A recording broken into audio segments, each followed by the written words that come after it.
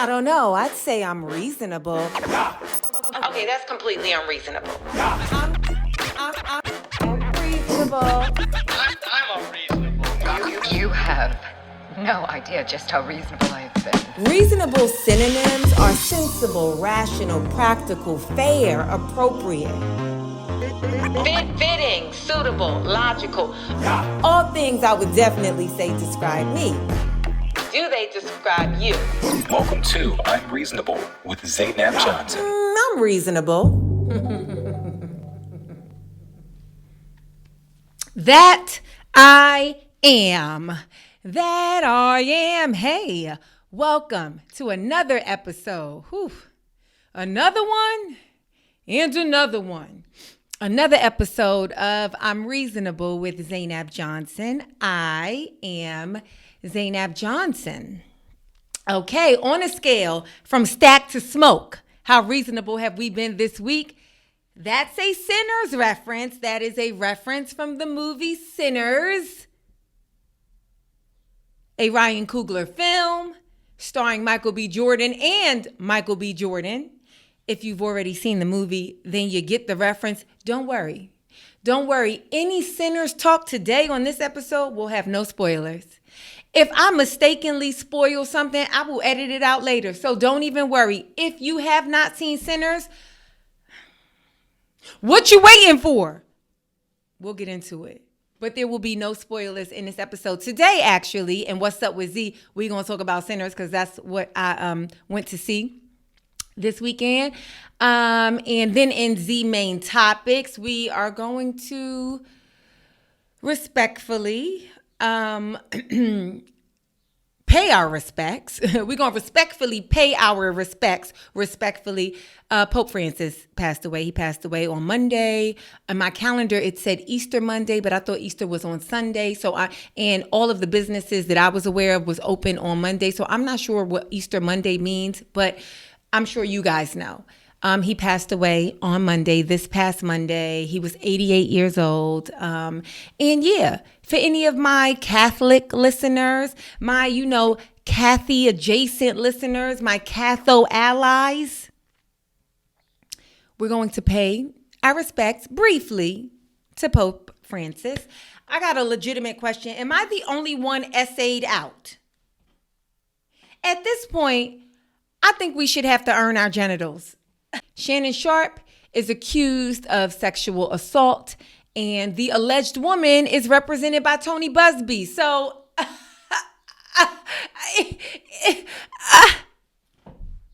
and our Ask Z comes from a government employee. Ooh, that rhymes. Shut up. Okay, but before that, of course, you guys check out my special Hijabs Off. If you have, check it out again. I feel like a few people were asking me, like, where can they listen to it? You can stream it wherever you can stream music. So Spotify, YouTube, Apple Music, what's the other one? Does Pandora still exist? If it does, it's probably on there too. But if you want to purchase it, you can purchase it. And if you come to see me live, I will now be selling. I will now be selling the actual records. So it'll be a collector's item. So when I'm like 92 years old and you 92 as well, and you're going to be like, you know what I'm saying? I'll sign it. I'll write you a special message. You could take a picture with me with it. If you come to my live shows, I will be selling the actual record. So yeah, you'll need a record player to play it, but also you could just like put it on your wall or put it with your collection. Like I think it's like a cute little piece to have in your collection if you are a fan of mine and enjoyed Hijabs Off.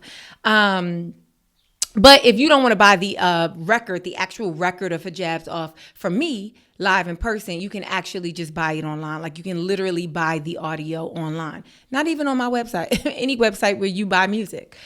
Okay, now where can you see me live, right? May 2nd through the 4th, I will be in Arlington, Texas. That's the Arlington, Dallas, Fort Worth, wherever you at. You in Nigeria, you want to hop on a flight and come see me in Arlington? Who says you can't? Who says you can't? Come see me. May 2nd through the 4th, Arlington, Texas at the Arlington Improv. May 30th, 2 shows, 1 night. May 30th, 2 shows, 1 night in Atlanta, Georgia. Atlanta, Georgia at the City Winery. Make sure you guys get those tickets. June 5th, 1 night only, St. Louis, Missouri. June 5th, St. Louis, Missouri. June 6th through the 8th, Kansas City, Missouri. Now, we've had this conversation before, right? Is it Kansas City, Missouri? Is it Kansas City, Kansas? It don't matter because they are in such close proximity that I guarantee you if the Uber can take you to one, it can take you to the other, and it ain't going to be that much of a price difference. Trust me. I found out I thought I was being kidnapped. Last time I was in Kansas City, Missouri, I thought I was being kidnapped because it kept saying I was in Kansas, and I was like, wait, I think I'm supposed to be in Missouri. And the driver is driving me. I was like, sir, sir, why is the GPS saying that I'm in Kansas? I'm supposed to be in Missouri. He was like, all right, first of all, I'm going to need you to calm down. You are not taken. Okay. Second of all, you see this street right here that we about to turn on? That's the only thing that divides Kansas and Missouri. And Kansas City, they exist in both places. All this to say, I will be there June 6th through the 8th, so get your tickets. Yay! June 13th and 14th, San Francisco, California. June 13th and 14th at Cobb's Comedy Club in San Francisco, California. June 19th through the 21st, Magoobies, Baltimore, Maryland, and any surrounding areas. It don't matter. I was about to tell y'all like my plans for whatever. It don't matter. I will be in Baltimore and the surrounding areas. The club is technically located in Timonium. That's for the 1 or 2 people that it really grinds their gears when I be like Baltimore and they be like, it's in Timonium. Why do she keep saying that? That is not Baltimore. And it's like, for you, you are seen and you are heard. And I appreciate you. So, if you are in a 100-mile radius, I'll be in Baltimore June 19th through the 21st.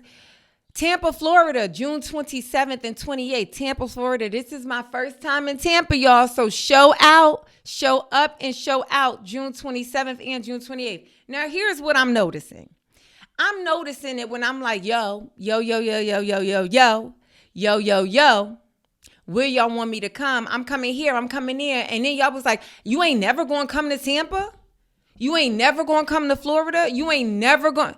And then I put the date up on the calendar and it's surprisingly quiet.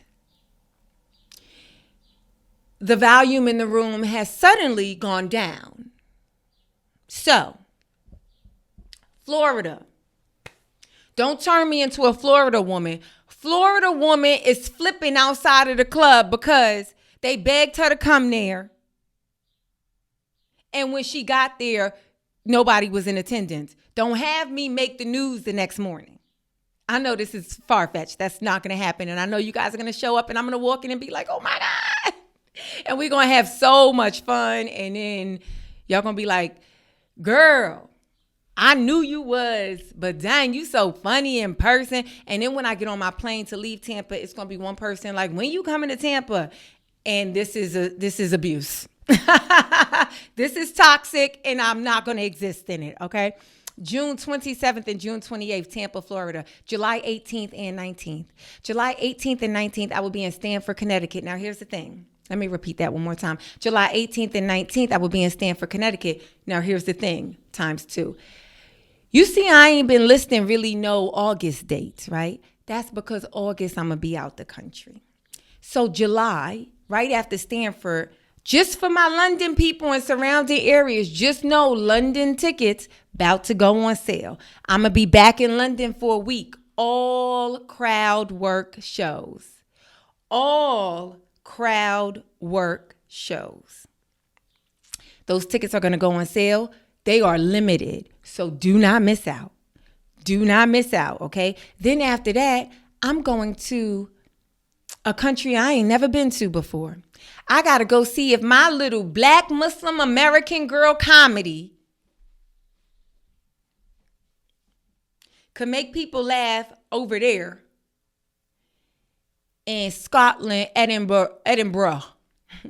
Edinburgh. I be saying I was in a conversation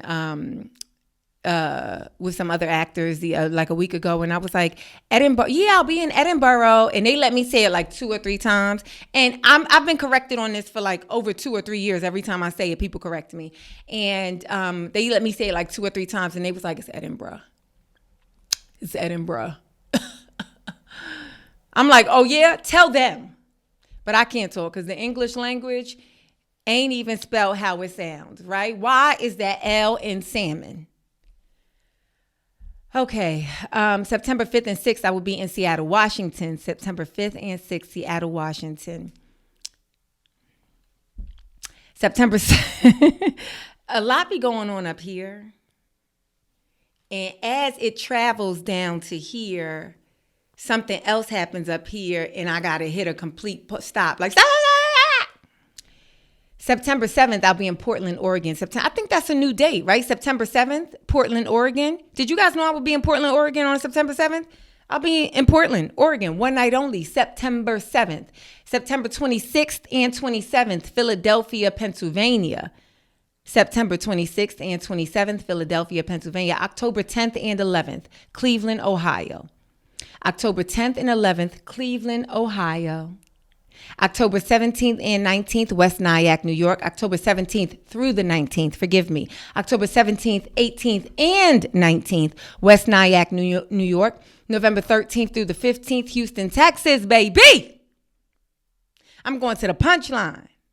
So remember, if you come to see me in Houston, the first year I went to Houston, which was 2 years ago, 2023, I did one night. I did one night only in Houston, and that was fantastic. I did it at the Improv, and then I went to the Riot, and I loved y'all. Y'all were an amazing audience. But the club, in the club, whatever. We need a different vibe. I'm not disparaging the club at all, but we definitely need a different vibe, right? So this time in Houston, November 13th through the 15th, I'm going to be at the Punchline. Y'all, I just saw pictures. It's so beautiful. It's so beautiful. I'm putting on extra deodorant. Matter of fact, I have my new Fridays with Tab and Chance fragrance. It launched last Friday. This is a free commercial because I love my friend. And but actually it smells very good. It smells so good so my sister came with me to the launch party, and she tried it, and she, you know how people be like, she was like, what is it really smelling like? My sister was geeked. So much so that she was like, can I also take yours? I'm like, yo, these bottles are so big. How quick? And it's 2 big bottles. It's Tab and Chance. How quick you think you going through this? And then my mom was like, can I have yours? And I'm like, Mom, you, of course. I don't know if she took it. I don't think she took it, but it's like, I'll just buy another one, support my friend, or you know, my friend will just give me one. But it is her business. This ain't no Target affiliate. This is her business. Had to drink some kombucha, cut it out because they're not paying me. What am I trying to say? Put on your best fragrance, because we are in a nice, cute place in Houston. Make sure y'all come see me this November 13th through the 15th, and y'all will see all new material. I believe y'all will see all new, by that time, y'all will definitely see all new material, Houston. November 21st and 22nd, Detroit, Michigan. November 21st and 22nd, Detroit, Michigan. Last time I was in Detroit, the lovely, lovely ladies from the Lip Bar came and gifted me a gift. And guess what? Somebody stole it. Excuse me. Somebody stole it, y'all. Somebody stole my gift from the Lip Bar. So I will be visiting the Lip Bar when I am in Detroit to support and purchase and get what was meant for me in those gift bags. Okay, I'm way behind. December 5th through the 7th, I will be in Addisson, Texas. And last but not least, for now, December 12th and 13th, Dayton, Kentucky. Remember, that's that Cincinnati date that was earlier in the year, but then I had to move it because I'm filming. That is now December 12th and 13th. Dayton, Kentucky, a.k.a. Cincinnati, baby. More cities being announced, so just stay tuned. And the link to those tickets are in the details of this podcast. All you got to do is scroll on down, look at it. It's the first link available to you in the details, and get you some tickets. While I have you, go ahead and hit the subscribe button. Go ahead and commit. Commit to being reasonable every single week with me. And if you like what you're hearing, hit the thumbs up button. I don't care if you hit it right now. I don't care if you hit it at the end of the episode. Hit it. Hit the like button if you like what you're hearing, and share it. Share it with somebody. Okay, what is up with Z? I imagine that y'all missed me on Sunday. Y'all probably was like, it's 6:00. It's 7, it's 8 o'clock, it's 9 o'clock. She's probably not doing it. I had family in town. My family was visiting. It was spring break. It was birthdays. It was festivities. It was anniversaries. It was a bunch of stuff. And so my family was in town, and so they had all of my attention. But when they left town, I started cleaning up. I washed my hair, although I have not taken it down yet. And I won't take it down until I have something to do. I actually got to take it down tomorrow. I washed my hair. I cut my nails short. Got a whole entire manicure. Because long nails are so impractical. But the highlight of my self-care day, I went to see Sinners. I went to see the Ryan Coogler movie Sinners, starring Michael B. Jordan and so many other people that we will get into in 1 second. And let me just tell y'all something. I told y'all last week or the week before, whenever I said it, I said I was going to buy a ticket in support, but I probably won't go to see it because I don't like scary movies. Actually, I quite like scary movies, but they really mess up my sleep. And so a very, very long time ago, I have just accepted that about myself. As much as it be a fun experience for you in the moment, you be needing sleeping pills by the end of the night because you can't manage to get that fictional thing you saw out of your mind. I never liked scary movies growing up. Here's the thing. When I was like a kid, when I was like a really little kid, Jason, those were big franchises, really big franchises, right? I always felt safe because they had campgrounds. I said, I live in the city. Until you show me Freddie and Jason climbing up 7 flights of stairs, until you show me Freddie and Jason on a 2 train, until you show me Freddie and Jason hopping out of a yellow taxi, until you show me that, I ain't about to worry about nothing. But let me just tell you what. Because Freddie could be in your dreams. It made me, I couldn't even go to sleep. I said, okay, Jason can't get to me because he always be in the woods and by a lake. And I don't be in the woods or by a lake. So I don't be in Central Park at night. So he ain't going to be able to get me, right? Also, I'm not of age. It seems like he likes teenagers and young adults that be by the lake and at a campground. That seemed like them the people he liked to kill, right?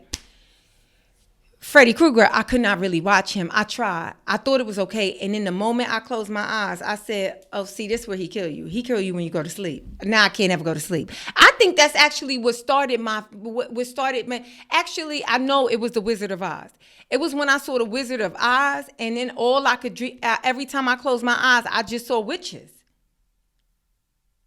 I don't know what it is. I don't know if I'm too imaginative. I don't know, right? But I would dibble and dabble, right? I would suffer through it. But then I remember seeing The Ring.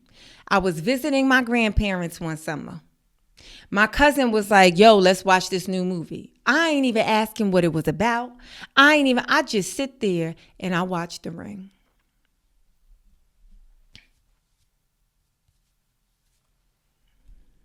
I'm terrified. Oh, rest of the trip, I'm sleeping with my grandmother. My grandmother's like, what is wrong with you? I said, Grandma, I got to get in this bed with you. I have to get in this bed with you. I have to. I'm so sorry. I have to get it. I don't know what you be doing in here by yourself at night. Because, you know, my grandparents, they was at that. They at this point, you know what I'm saying? They 70s, 80s. No, my grandmother's still in her 80s. So she's 70s. You know what I'm saying? She's 60s. She you know, when by the time you get a certain age, it's like,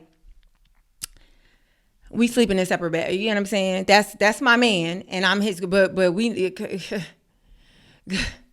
It's been too long. It's been 60-something years. We deserve to have our own bedroom. I said, Grandma, I don't know who. I don't care what's happening here. I don't care if you keep Wheel of Fortune on for the entire night. I don't care. What I know is I'm sleeping in this bed with you. My grandmother was laughing at me, but I slept in that bed with her. Then, when it was time for me to go back to New York, do y'all think I could sleep? No. Could not sleep. Had to keep the lights on. Had to always have a TV on. Had to always have everything in the bed. In the bed, bothering my sister. Like, move over. I can't. It's like, you got your own bed. I know, but it's no way I'm asleep. Sleeping during the day, because that's how much the Ring messed me up. Went and started taking NyQuil. Because I could not sleep. So when that happened, I said, you know what? It's not for me. It's not for me. And over the years, I've tried like, okay, let me watch the trailer. Well, this don't really seem like a scary movie. This seems more like a suspense thriller. Let me try it. Yo, last week or the week before, whenever them Black Mirror episodes came out, it's one episode that freaked me. It's like the episode was cool, but then the actress, she looked right. When she turned diabolical, I'm trying not to spoil it for y'all, just in case you want to watch Black Mirror and you haven't. She looked, as soon as she turned diabolical, the character, when I tell y'all, I kind of had chills. Then after I watched it, I went and started, did whatever I do, forgot about it until it was time for me to go to sleep. So that's why I was like, as much as I have not been disappointed by anything that Ryan Coogler has made, as much as I just love seeing Michael B. Jordan be Michael B. Jordan on camera, as much as I just want to support Black films, Black filmmakers, Black actors. And as much as I deeply desire to see an original screenplay, a movie based off of an original idea, stop trying to force, as much as I love Coming to America, the original, stop trying to force Coming to America 9, 10, and 11 down our throats. We don't want it. They're not really making that. I'm just saying I'm speaking in hyperbole. Nobody in the comments, don't be like, well, they're not. Are they really making? Stop it. I am a comedian. Even when I am venting, I am most times speaking in hyperbole unless I tell you guys, no, y'all, for real. For real. The point that I am making by saying Coming to America 9, 10, 11, 12, don't nobody want it, is because every single thing that they think will be successful is some remake of something.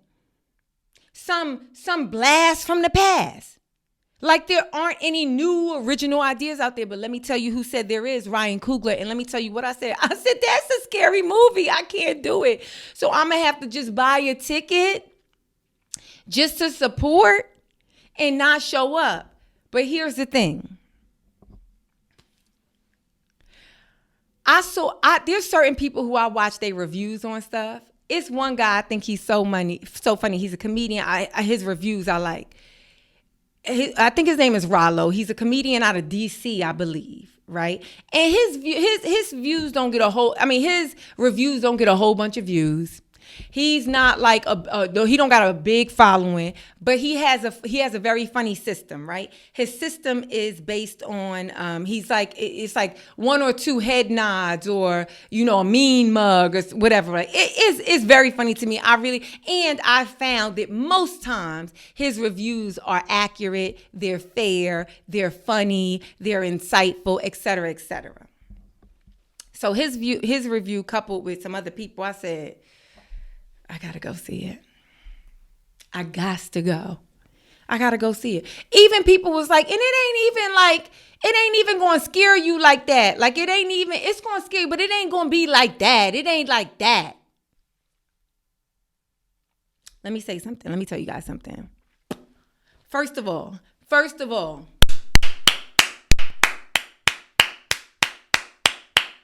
Somebody cue Rihanna. Ryan Coogler needs a round of applause.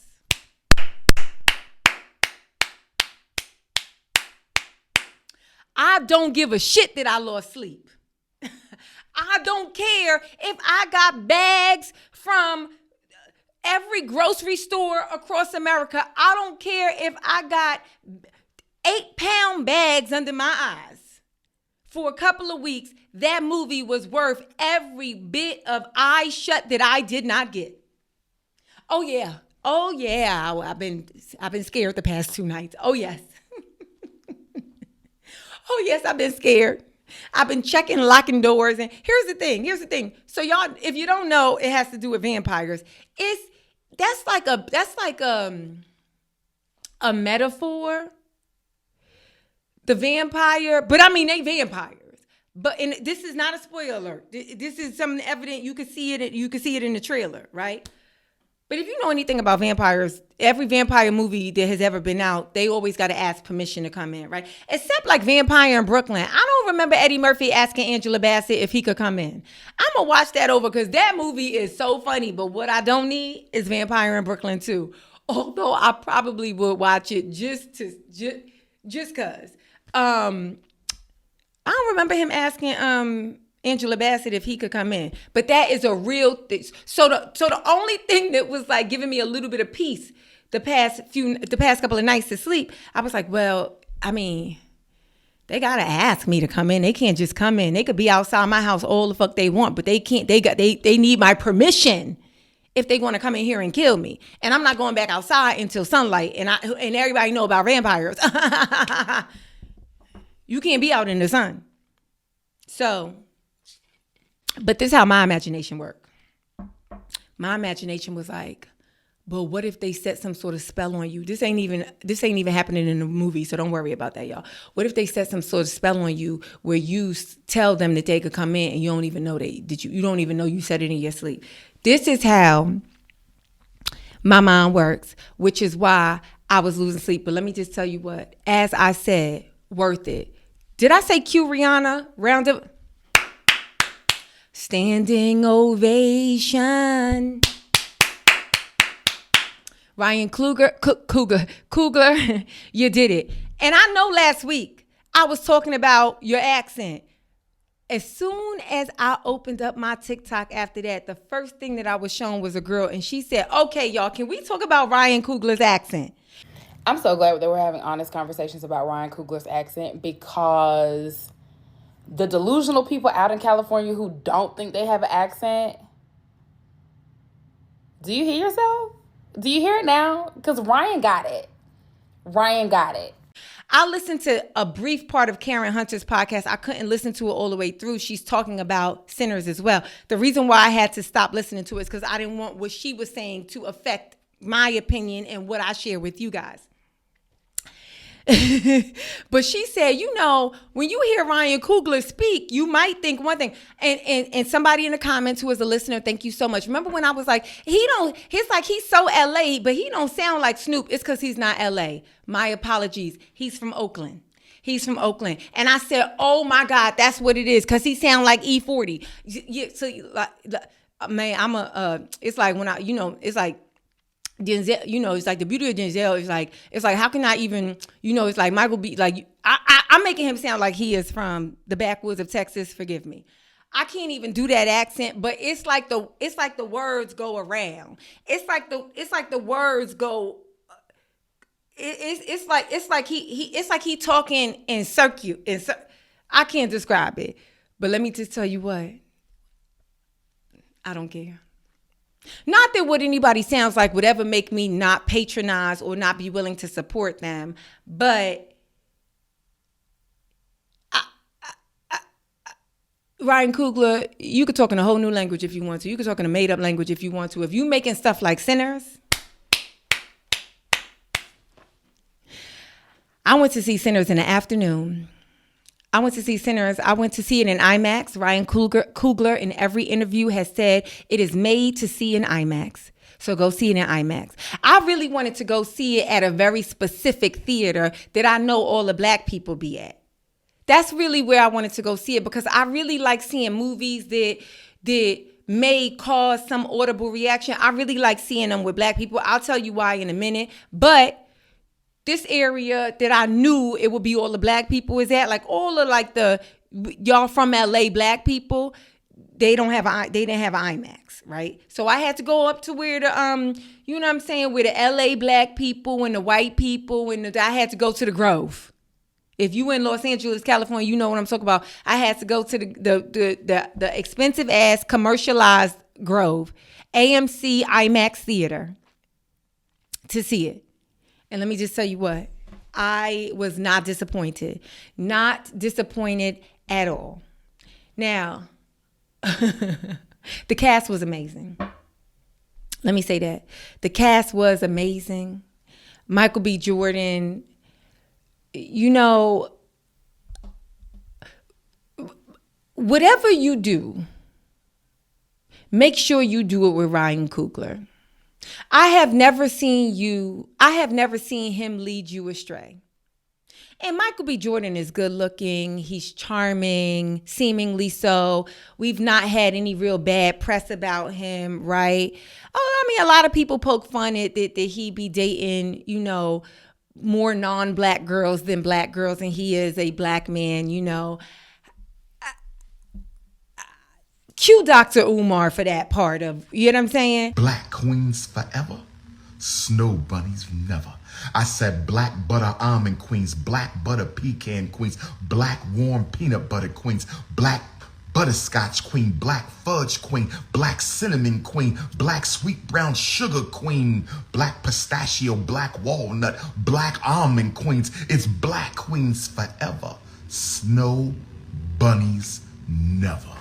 I don't know if it was a real relationship, but I really did like him with Lori Harvey. I thought they looked cute together. I don't know neither one of them people, so I can't even say, you know what I'm saying? I can't talk about the real stuff. I can only talk about what I see because that's all I know, right? I thought they looked cute together. Of all the people I ever seen him with, I thought they looked cute together. My friend, my very, very close friend, Aisha, I think she met him before, and she talks about how really nice and sweet he was, you know, whatever, right? I have never seen anything that he did with Ryan Coogler not serve him. And I've seen stuff that I've seen Michael B. Jordan in a good amount of other stuff, but the roles that really serve him, Ryan Coogler, Fruitvale Station, right? That's the thing that catapulted Michael B. Jordan from, I don't know what his career would have been, right? He's been working since young. People liked him on The Wire. He used to be in commercials, a lot of stuff. Like I said, he's a good looking, tall, like you know, black boy. Like he was gonna be all right. But Fruitvale Station really set him up like, oh, these are, that film was like, that film had like it was critically acclaimed, right? So it put him in a position as like a leading man. This young man leads films. This young man can tell heavy, deep stories. Fruitvale Station. Then we got Creed. Then we got Creed. Then we got Black Panther, Killmonger. So much so that when we had to accept the unfortunate passing of Chadwick Boseman, who played Black Panther, the internet was like, make Michael B. Black Panther. And it's like, how Killmonger, didn't Killmonger die in the first Black Panther? The internet did not care. The internet said, we don't want to see nobody else as Black Panther unless you make Michael B. Jordan Black Panther. If we cannot have Chadwick, get Michael B. Jordan. Make it make sense. You write the script. This is fiction. Make it make sense. Y'all could do it.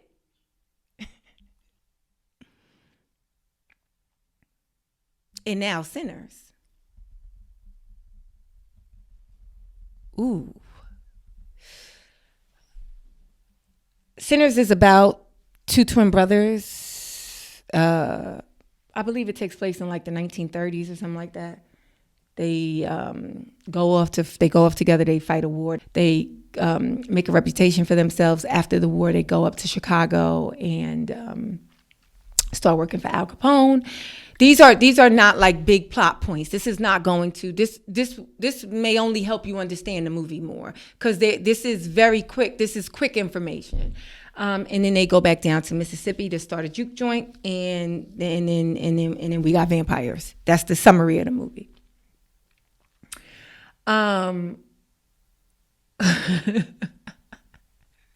Yo, when you got to deal with a vampire, I was like, wait. Because when you got to deal with vampires, because vampires can only operate at night, sometimes you like, can we just wait till the sun come up? If I could just stay safe till the sun come up. But then you got to ask yourself, they don't never tell you what time of the year the movie is happening. What time of the year is this? Because the sun comes up at different times during different times of the year. Sometimes the sun be up at 5:52 in the morning. Sometimes the sun be up at 8:06 in the morning. And right now, since these bloodsuckers is after me, it would behoove me. It would be in my utmost benefit, Lord, if this sun, if the sun could come out at 5:52 a.m. Grand rising, early rising. That'd be the only time you happy to hear grand rising. If some vampires is after you and you make it in there, you see the sun come up, you like, grand rising. Grand rising queen. It is a grand rising king. Oh my God.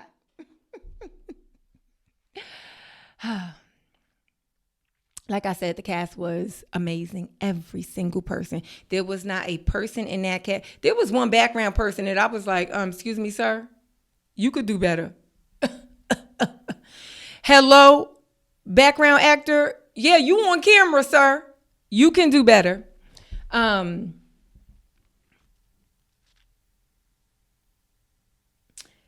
There was not one person that wasn't great, starting with Michael B. Jordan. And like I said, him and Ryan Coogler, they really are like, they're like a filmmaking pair. Like they really are a great match in the filmmaking world, like the yin to one another's yang, seriously. I believe, and you know, I say this humbly, but I believe that Ryan Coogler has directed Michael B. Jordan's best work. And I believe that Michael B. Jordan is Ryan Coogler's perfect muse. And I don't know if I've ever thought about a muse being a male before. You know, a male. I don't think I ever, I think I only ever think of muses in the feminine form. But Michael B. Jordan is Ryan Coogler's perfect muse. He is able to conjure up just the best stuff, those two as a pair. This was a new thing for Michael B. Jordan. He plays two. He doesn't, like, you know how people are like playing a mirror version of themselves, like but they're playing their same self. He's not. He's playing two very different characters. And it was so really wonderful to watch. And even the technology, just like how seamless it was really amazing to watch. I listened to an interview with Ryan Coogler. I think it was on The Tonight Show. Him and Michael B. Jordan was on The Tonight Show. And Jimmy Fallon asked him about it. And he was like, you know, it's like our special effects department. It's like they invented some new technology, like amazing technology. I cannot do his accent, but y'all. He talked about the technology that they created just for this movie. And wow, it was just such, and you got to see it on IMAX. You don't, but you got to see it on IMAX. You have to see it on IMAX. Anyway, if you are reading any of the reviews and they say Delroy Lindo steals every single scene he is in, he does. And a lot of times people can steal a scene and it almost makes the performance of everybody else in that scene seem like less legitimate. That's not the case in this film. It's like everybody still is the cream of the crop, but Delroy Lindo still manages to be the perfect comic relief, like so funny but so grounded. Like, it's almost like he was like the senior, and I don't mean senior because he's older. He is older and probably technically a senior citizen. But I mean like in the class, like if we look at this as like a learning, right? He is literally the senior in the class in the film that really raises the stakes for everybody else's performance. And they all meet him there. Like, it was just so, there was not a moment where he was not both believable, heartbreaking, and hilariously funny. Just effortless and subtle and just like a joy. And Delroy Lindo, I be on the fence with Delroy Lindo sometimes. Of course, one of my favorite Delroy Lindo films is Crooklyn, Spike Lee joint Crooklyn. Delroy Lindo plays the father. I think that might have been the first time I ever seen, my first introduction to Delroy Lindo. And he's like an amazing actor. But I don't know if I can't really call out a lot of his work. I know that I've seen Delroy Lindo so many times, but he's one of those people.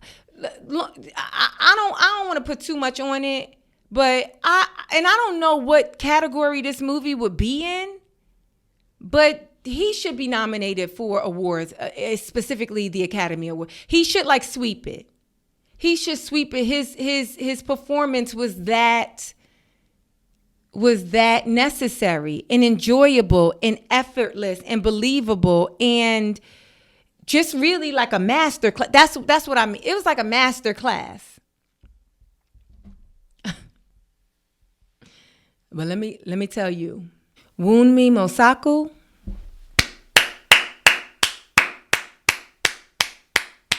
the Nigerian British actress.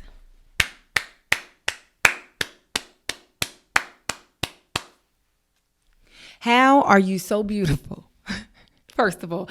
And I really love this actress. Like she been in a lot of stuff. She was in Lovecraft Country. I think that's the last thing that I saw her in was Lovecraft Country. Just FYI, Lovecraft Country was another one that I saw, but couldn't stop watching it. Like couldn't keep watching it. That's how I am with scary stuff. I was in Palm Springs at the time, watching Lovecraft Country with my friend. I made it 3 episodes and I was like, ooh, okay. She was like, yeah, you want to just stop and then we'll watch more in the morning or, the next day, whatever. And because it was so hot that weekend or whatever that we was in Palm Springs, we couldn't even really go outside like that, right? And so I was like, yeah. I went to lay down and go to sleep, could not sleep. And I said, girl, I can't. She said, how did you sleep? I said, I didn't sleep a wink. I could not. And she was like, because of Lovecraft? I was like, yes. I was like, it's so good, but I'm not going to be able to finish it because it just messes up my sleep too much. She was in Lovecraft Country. She was in this. She's phenomenal. She's stunningly beautiful.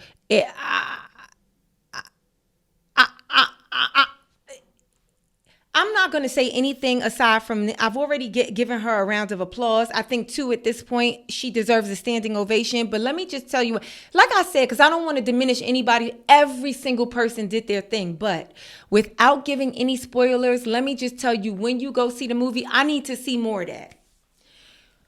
Her role, I need to see more of that in Hollywood. I need to see more of that. Exactly that. Her look, her size, I need to see all of that and her relation. I need to see that on screen. Exactly what Ryan Coogler wrote, more interpretations of that. I need to see it because it was beautiful. It was beautiful.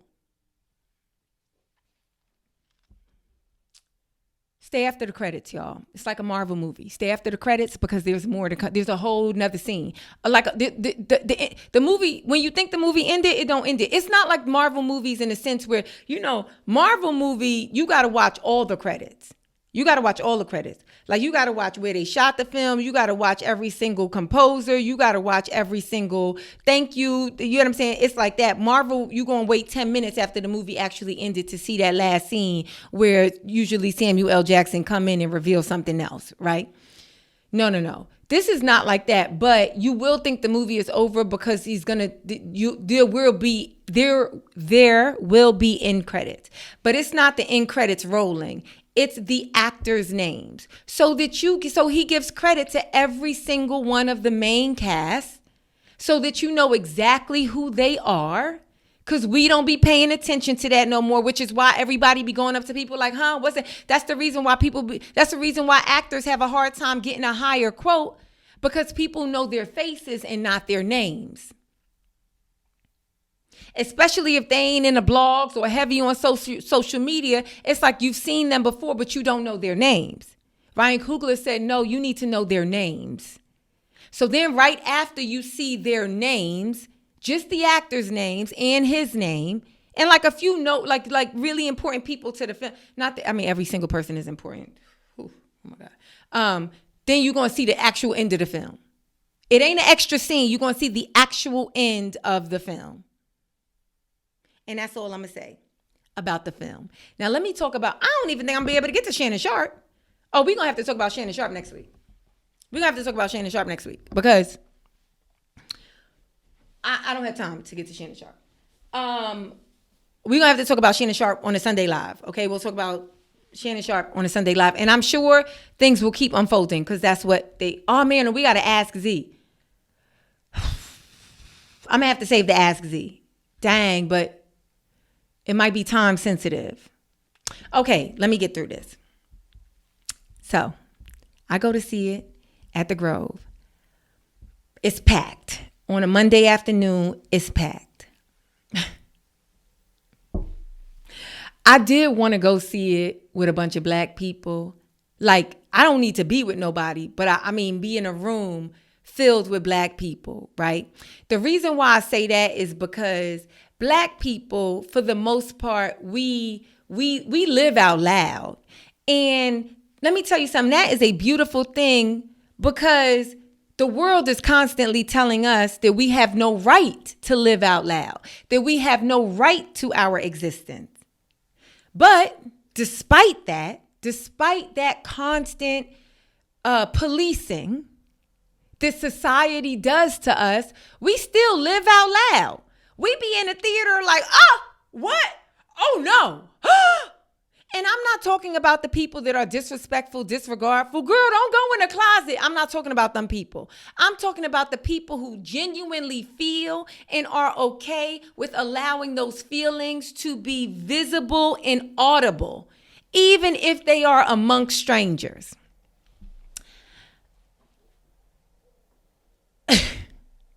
Of course, I was sitting with white people.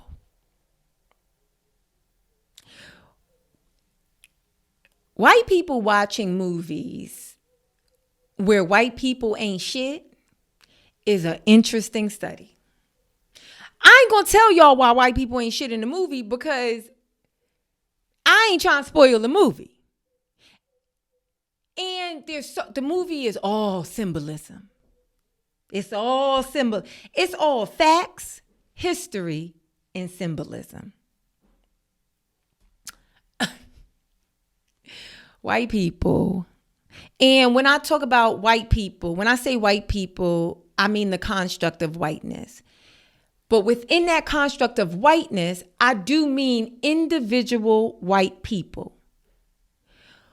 For so long, I said this, speaking of Baltimore, I said this last time I was in Baltimore at Magooby's. Everybody thinks that setting people up to be first, second, third class citizens, everybody thinks that it only hurts the marginalized, the disenfranchised, the oppressed. But it actually hurts the privileged as well, because the moment your bubble is burst, the moment you realize that you are the villain, that your ancestors, that your story is the lie,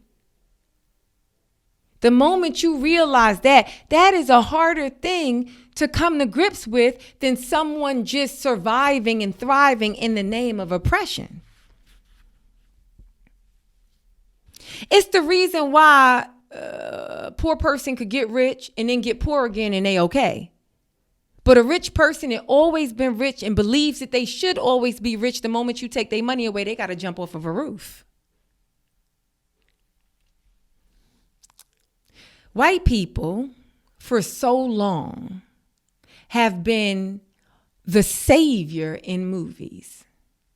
Black people are always second-class citizens. They're always violent, drugged out, in some way portrayed negatively. Spanish people as well, third-class citizens, gangs, drugs, migrants that have no place where they're at.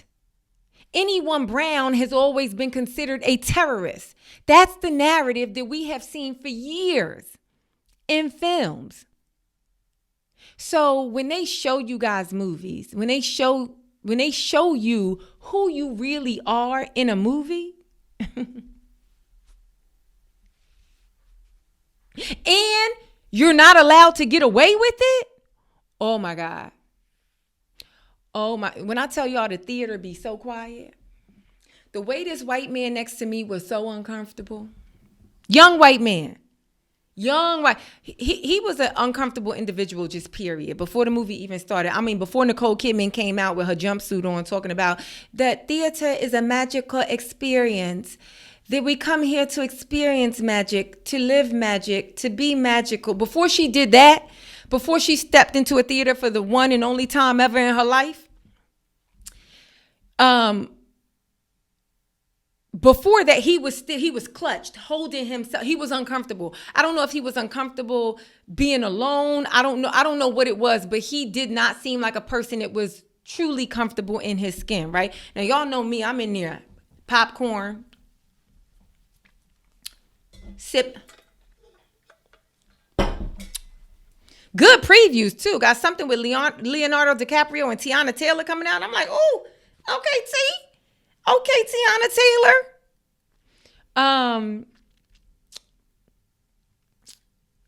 Do none of that.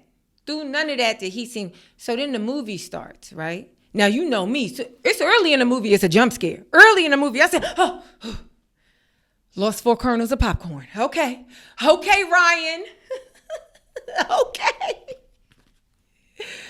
I think my ability to be, and I'm by myself, my ability to like live out loud and like enjoy the movie and enjoy my experience.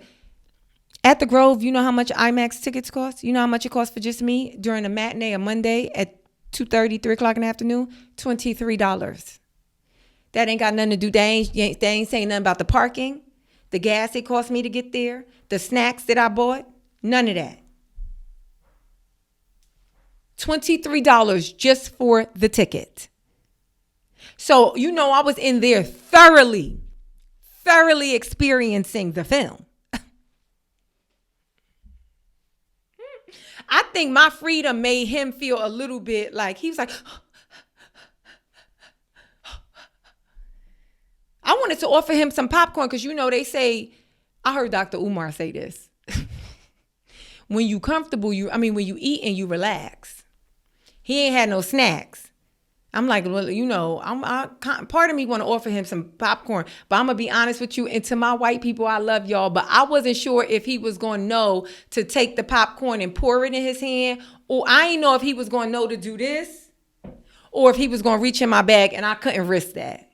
I couldn't risk him reaching in my popcorn bag. Because then I would have been very uncomfortable. Not because he white, because he a stranger. But just in terms of etiquette, you know what y'all do. I am sure that there are white people who consider themselves liberal, consider themselves allies. But and this is the point of what I'm saying is when you are not used to seeing yourself, when you are not used to seeing that image of yourself where you are the bad guy, you are constantly showing up. You are constantly showing up and messing shit up. You can't go nowhere without bringing violence and destruction. When every movie that you have seen for the past 100 years, every story that is told, and you are always centered, regardless of what's happening, you are always centered as the hero. And then you got to sit in movies and you got to sit and watch TV shows where you are not only not the hero, but you the villain. Not only are you the villain, but you also get your comeuppance. You're going to be uncomfortable. You're going to be uncomfortable. And let me tell you, I be like, dang, y'all uncomfortable. Now, ain't this the pot calling the kettle? Ain't this a rock being thrown in a glass house? All that to say, if you haven't seen Sinners, go see it. Go see it. There ain't nobody paying me for this. I don't know Ryan, don't know Michael B, don't know any of them. Don't know Delroy, don't know Wunmi, don't know nobody. But I know I loved what I experienced so much. I wish I never saw it so that I could go and see it and have the experience again. Have the experience fresh and new like I never had it. Knowing I'm going to lose sleep. Okay. I'm not going to get to the Ask Z today either. I'm so sorry. I will see you guys on Sunday for the Sunday Live, and then I'll talk to you next week. Until then, stay reasonable, okay? Okay, bye.